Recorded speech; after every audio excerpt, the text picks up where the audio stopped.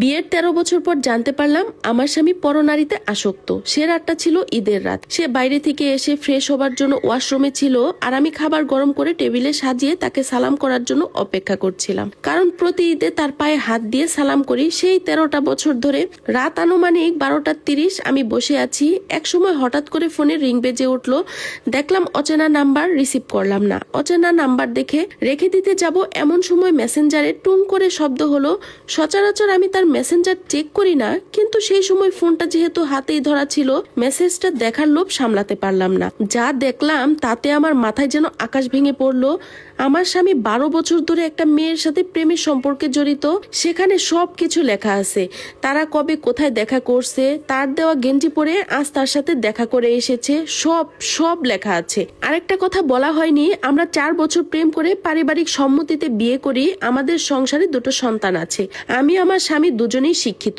আমি চাকরিজীবী, আমার স্বামী তেমন কিছুই করে না। ফ্যামিলি বিজনেস দেখাশোনা করে। তার বাবার অঢেল সম্পত্তি আছে। সে নেশাগ্রস্ত, নেশা করতে গিয়ে প্রায় 2 কোটি টাকার সম্পদ নষ্ট করে। যাই হোক, সন্তানের মুখের দিকে তাকিয়ে তার সবটাই মেনে নিয়েছিলাম। তাছাড়া প্রচন্ড ভালোবাসতাম তাকে। ভাবতাম একটা সময় হয়তো জগৎ থেকে ফিরে আসবেই, কিন্তু এখন দেখছি সে তো একটা মেয়ের সাথে জড়িত। মেয়েটি একটা মাদক ব্যবসায়ী, সে একটা প্রাইভেট ক্লিনিকের আয়া। অনেকে অনেক সময় এসে বলতো আমাকে এই মেয়ের কথা, কিন্তু স্বামীর প্রতি অগাধ বিশ্বাস আর ভালোবাসা ছিল বলে কোনোদিন বিশ্বাস করিনি। যাই হোক, বাস্তব নির্মম সত্যটা আজ আমার সামনে। যেটা ভয় পেতাম সেটাই হলো। তারপর কি করলাম আমি তার ফোনটা যথাস্থানে রেখে দিলাম। সে ওয়াশরুম থেকে বের হলে তাকে খেতে দিলাম, কিন্তু আমি তেমন কিছু খেলাম না। তার খাওয়া শেষ হলে তাকে রুমে ডাকলাম। বললাম তোমাকে কিছু বলতে চাই। সত্যি সত্যি উত্তর দেবে, কোনো কিছু অস্বীকার করবে না, কারণ আমি সবকিছু জানি। সে বলল বলো। আমি বললাম কোনো মেয়ের সাথে কি তোমার কোনো সম্পর্ক আছে? আমি তখন কেবল আল্লাহকে ডাকছিলাম যেন বলে সব মিথ্যা, কারণ তার মুখ থেকে এটা আমি সহ্য করতে পারবো না। সে বলল হ্যাঁ আছে, তবে আজকের পর থেকে আর থাকবে না। আশ্চর্য হয়ে গেলাম আমি, মানে কি রকম অবলীলায় সে স্বীকার করে নিল।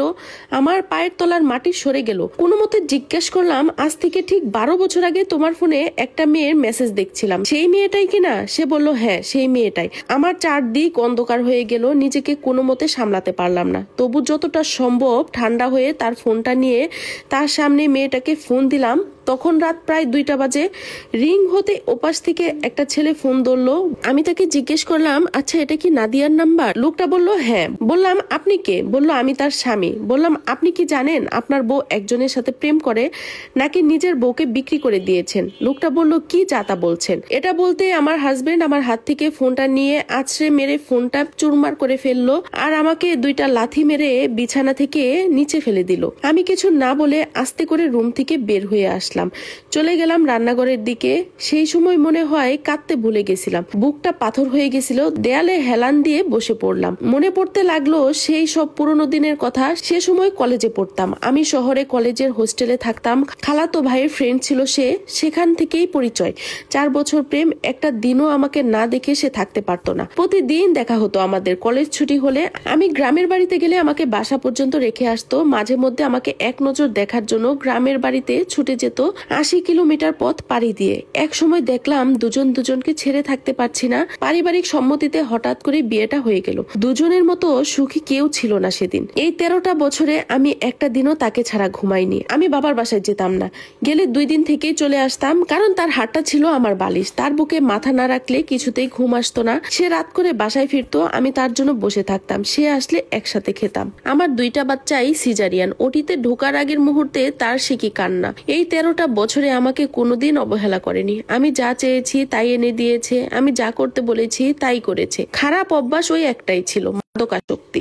বুঝাতাম তাকে, ভেবেছিলাম সেটাও আস্তে আস্তে ঠিক হয়ে যাবে। আমি সারাক্ষণ আমার বাচ্চা আর সংসার নিয়ে ব্যস্ত থাকতাম। সংসারের প্রতি তার কোনোদিন মনোযোগ ছিল না। বাজার থেকে রান্না করা, সংসার সামলানো, বাচ্চাদের স্কুল, সবটাই আমাকে একলাই সামলাতে হতো। তবুও ভালো ছিলাম, সুখী ছিলাম। বাসায় প্রত্যেকটা জিনিস আমার নিজ হাতে সাজানো। আমার সেই ভালোবাসার মানুষটা কি করে আমার সাথে প্রতারণা করতে পারলো, যাকে ছাড়া আমি আমার জীবনের একটা দিনও কল্পনা করতে পারি না। সে শুধুই ঠকিয়ে এসেছে আমাকে।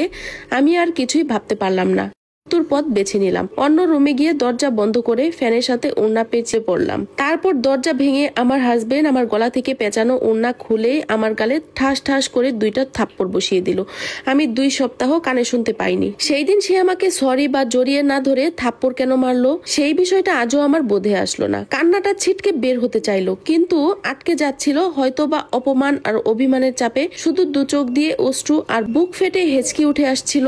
যাই হোক, দরজা ভাঙার শব্দে আমার শাশুড়ি আর আমার 5 বছরের ছোট বাচ্চাটা জেগে গেল। আমার বাচ্চাটা জেগেই কান্না শুরু করে দিল। বাচ্চার কান্না দেখে বুকে জড়িয়ে নিলাম। শাশুড়ি সবকিছু শুনে কিছুক্ষণ থ হয়ে বসে থাকলো। তারপর আমাকে ছেলের পক্ষ হয়ে বোঝাতে শুরু করলো। বলল, বাচ্চা কাঁদছে, তাকে নিয়ে শুয়ে পড়ো। প্রায় বোর হয়ে আসলো, শুয়ে পড়লাম। সেদিন থেকে আমার খাওয়া, ঘুম সব কোথায় যেন হারিয়ে গেল। আমি সর্বোচ্চ শিক্ষায় শিক্ষিত, আর সেই মেয়েটা একজন অশিক্ষিত আয়া। আমি কি করে এত বড় অপমান সহ্য করব?